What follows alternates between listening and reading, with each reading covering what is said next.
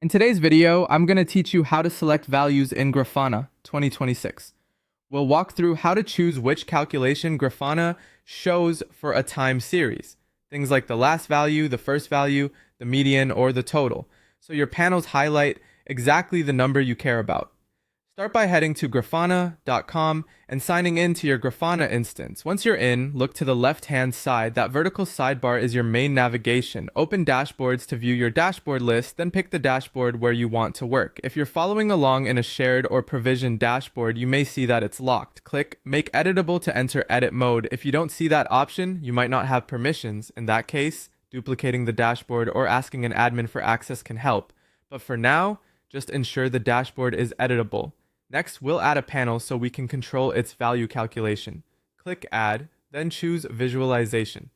You'll see a gallery of panel types. Select Time-Based Line, Area, and Bar Charts. This is the time series visualization, which is ideal for trends over time and supports the value calculations we want to showcase. With the new time series panel open, you'll see the panel editor on the right.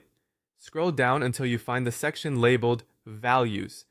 This section controls how Grafana reduces your time series into a single representative number for display in places like the legend, tooltips, or panel summary. Open the values menu to pick the calculation you want. Here's how the common choices behave. Last returns the most recent data point within your selected time range, which is perfect for current status. First takes the earliest point in the range, useful when you want to compare start versus end. Median gives the middle value, helping reduce the impact of spikes. Total sums all points over the time range, which is great for cumulative metrics like total requests.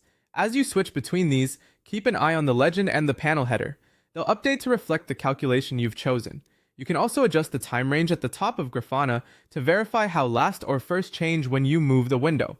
If your data contains multiple series, the values choice applies to each series individually, making it easy to compare series using the same calculation.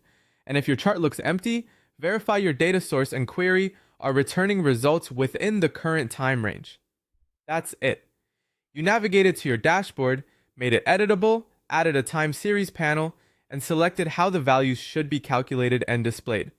Now your Grafana panels can emphasize exactly the number that matters to your audience.